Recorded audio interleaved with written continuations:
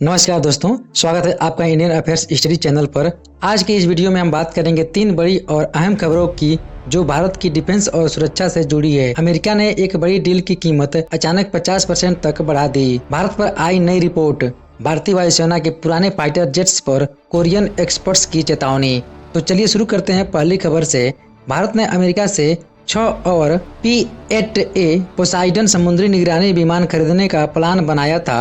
ये वही विमान है जो दुश्मन की पनडुब्बियों और जहाज़ों पर नज़र रखने के लिए बहुत ज़रूरी होते हैं। पहले ये डील 2.42 अरब डॉलर की थी, लेकिन अब अमेरिका ने इसकी कीमत 3.6 अरब डॉलर कर दी है, यानी 50% से ज़्यादा कीमत बढ़ा दी है।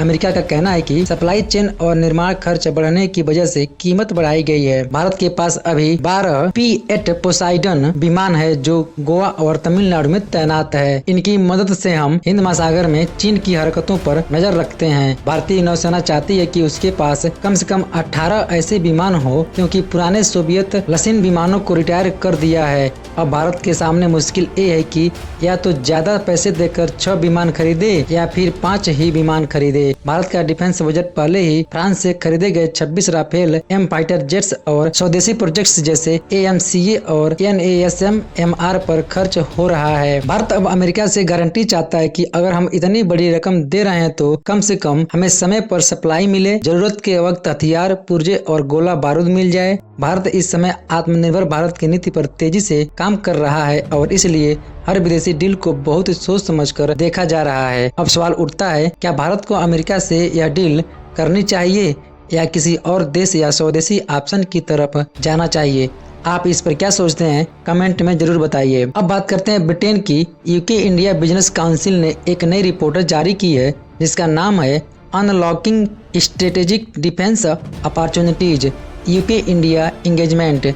इसमें कहा गया है कि ब्रिटेन और भारत के बीच डिफेंस में बहुत संभावनाएं हैं, लेकिन कुछ चुनौतियां भी हैं। जो ब्रिटिश कंपनियां भारत के साथ लंबे समय तक काम करेंगी और मेक इन इंडिया को अपनाएंगी, उन्हें ही फायदा होगा।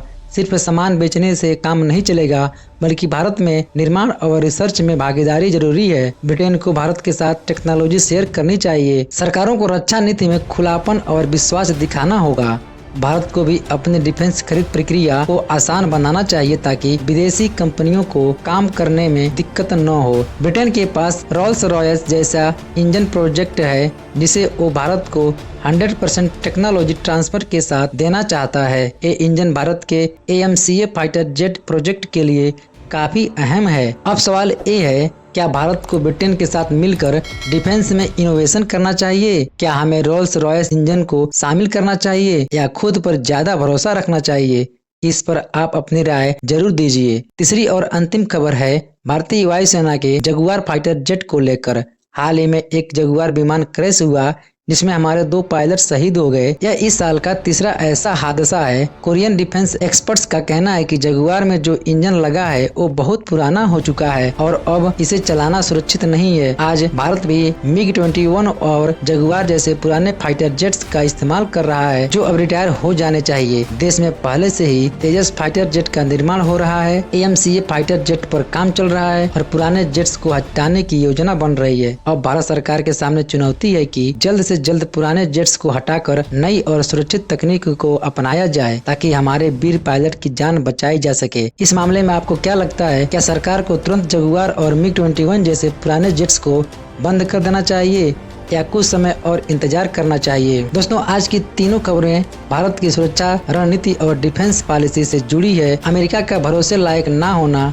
ब्रिटेन की नई दिलचस्पी और पुराने जेट्स से जुड़ी खबरों की घंटी, इन सभी पर भारत को बहुत सोच समझकर फैसला लेना होगा। अगर आपको ये वीडियो जानकारी पूर्ण लगा हो तो लाइक और शेयर जरूर कीजिए, और अगर आप इस तरह की डिफेंस और इंटरनेशनल अफेयर्स से जुड़ी खबरें सबसे पहले पाना चाहते हैं तो चैनल को सब्सक्राइब करें और बेल आइकन दबाएं। जय हिंद, वंदे मातरम।